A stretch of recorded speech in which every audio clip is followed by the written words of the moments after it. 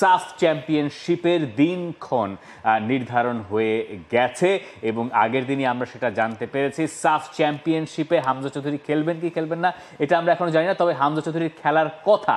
June মাসের 5 তারিখে 15 তারিখে শুরু হচ্ছে এই টুর্নামেন্ট। তার নতুন যে দিক ঠিক করা হয়েছে দিন তারিখ, টুর্নামেন্ট হোম অ্যাওয়ে ভিত্তিতে আপাতত সিদ্ধান্ত। এটা হোম আর অ্যাওয়ের একটা ক্যাচ আছে, সব সদস্য দেশের সঙ্গে আলোচনার ভিত্তিতে চূড়ান্ত হবে। সমস্যা দেখা গেলে এরপর একটা নির্দিষ্ট ভেন্যুতে টুর্নামেন্ট হবে। টুর্নামেন্ট 15 জুন থেকে 5 জুলাই।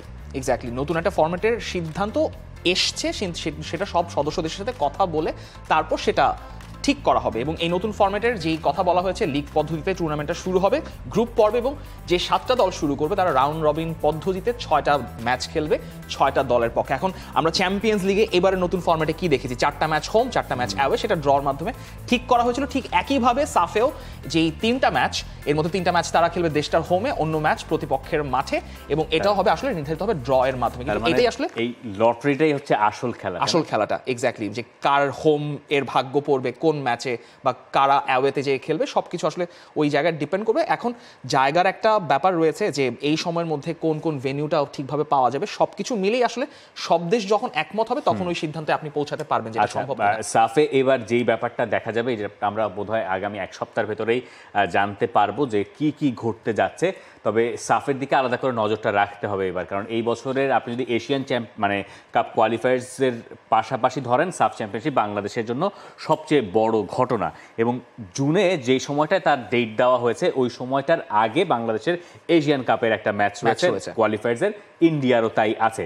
তো 3টা হোম আর 3টা অ্যাওয়ে আপনি খেলবেন। ইন্ডিয়া পাকিস্তানের যে ম্যাচটা হবে এই হিসেব মতে হওয়ার কথা, সেইটা হবে একটা নিউট্রাল ভেন্যুতে, যেহেতু এরা অন্য কারো দেশে যেতে পারবে না।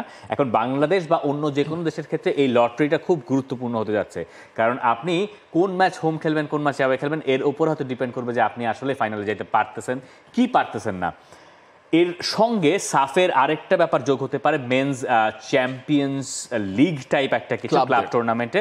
ওয়েমেন্সটা শুরু হয়ে যাচ্ছে, মেন্সটা এখনো খসড়া পর্যায়েই আসলে রয়েছে। সেটা হলেও সাউথ এশিয়ার ফুটবলের জন্য ভালো, কিন্তু এই যে ইউএফআর মতো করে যে ফরম্যাটটা, সুইস ফরম্যাট বলবো না কি বলবো, এইটা ড্রটা বোধহয় একটা ক্যাচ, তাই না? মানে ড্রটা কি করে হবে সেটা পরিষ্কারভাবে, সেটা তো কোএফিশিয়েন্ট বা র্যাঙ্কিং এর বেসিসে হবে কিনা, কারণ একটা এখানে তো কি হবে না হওয়ার, মানে আপনি র্যাঙ্কিং এর বেসিসে করতে পারেন যে আপনি একটা অ্যাডভান্টেজ পাচ্ছেন, বা পট বেসিসে 3টা দল হচ্ছে প্রথম পটে, বাকি 4টা দল হচ্ছে অন্য একটা পটে, এরকম করে হতে পারে। সেটা আসলে এখনো তাদের সিদ্ধান্তের উপর নির্ভর করবে। যে তবে এটুকু নিশ্চিত যে এবারের সাফটা অন্তত পক্ষে সব সাউথ এশিয়ার দল দিয়েই হচ্ছে।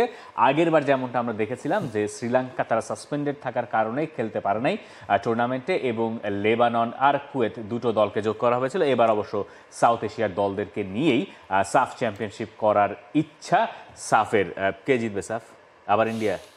বাংলাদেশ কি পারবে 2003-এর পর? প্রেডিকশনটা কি জিতবে বাংলাদেশ? ফাইনালে যাবে। হামজা চৌধুরী খেললে বাংলাদেশের ফাইনালে যাওয়ার একটা দারুণ সুযোগ থেকে যাবে। তার আগে এই প্রস্তুতিটা বাংলাদেশের আসলে সারা দরকার। For more updates, subscribe to our YouTube channel and click on the bell icon. Follow us on Facebook and Instagram. Download T-Sports app to enjoy exciting games and highlights. Visit tsports.com.